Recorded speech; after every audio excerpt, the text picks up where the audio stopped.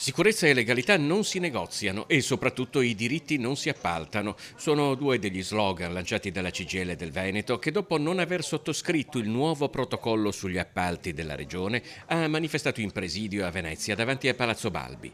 Per il sindacato occorrono norme più vincolanti perché diritti, legalità e sicurezza non possono essere sacrificati in nome del profitto. Non va bene il fatto che non si scorporino dai costi che poi vanno al ribasso i costi per la salute e sicurezza, oltre che quelli del costo del lavoro vero e proprio. Questo è il punto principale.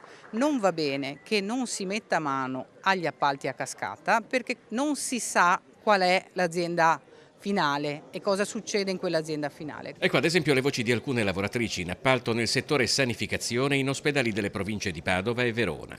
Più c'è crisi all'interno, perché ce n'è tanta nella sanità in questo momento in Veneto, e più viene scaricato sui lavoratori più fragili, che sono quelli in appalto. Gli appalti sono sempre in ribasso e quindi sempre meno soldi.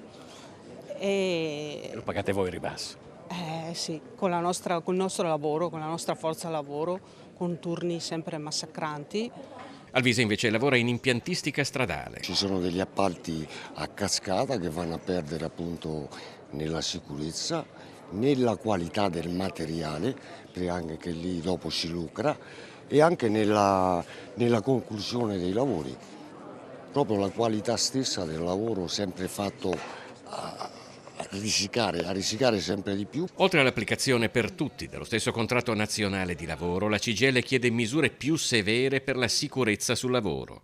Noi abbiamo la percentuale, come in tutta Italia, degli infortuni che si concentra sugli appalti. Qua stiamo parlando della regione che per appalti pubblici intendiamo tutti i lavori certo edili, ma anche tutta la parte che riguarda sanità, le mense, le pulizie, e gli appalti di manutenzione, quindi tantissime risorse anche economiche